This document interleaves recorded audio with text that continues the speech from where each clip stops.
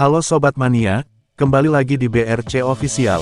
Ada kabar menarik nih mengenai kabar mengejutkan, kembali datang dari klub raksasa Super League, PSM Makassar. Klub berjuluk Juku Eja ini, kembali harus menerima kenyataan pahit, usai dijatuhi sanksi larangan transfer dari FIFA, untuk 3 periode bursa transfer ke depan. Sanksi terbaru ini, diumumkan Senin tanggal 13 Oktober tahun 2025, dan nama PSM Makassar, secara resmi telah masuk dalam daftar FIFA Registration Ban List. Berdasarkan informasi yang tercantum di situs resmi FIFA, larangan ini efektif berlaku mulai tanggal 8 Oktober tahun 2025.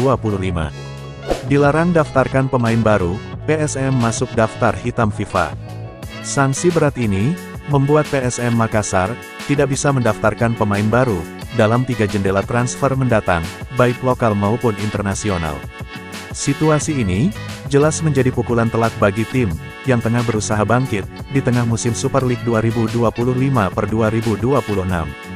Meskipun belum ada pernyataan resmi dari manajemen PSM, maupun operator Liga E-League, indikasi kuat menyebutkan, sanksi ini muncul akibat tunggakan gaji, kepada pelatih dan pemain. Sebelum hengkang, mantan pelatih PSM, Bernardo Tavares, bahkan sempat secara terbuka, menyatakan bahwa ia belum menerima haknya, selama 5 bulan melatih Juku Eja.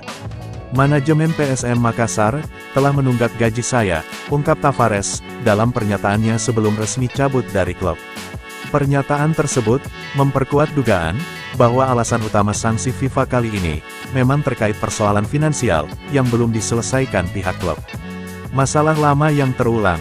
Ironisnya, ini bukan kali pertama, PSM Makassar dijatuhi hukuman serupa oleh FIFA.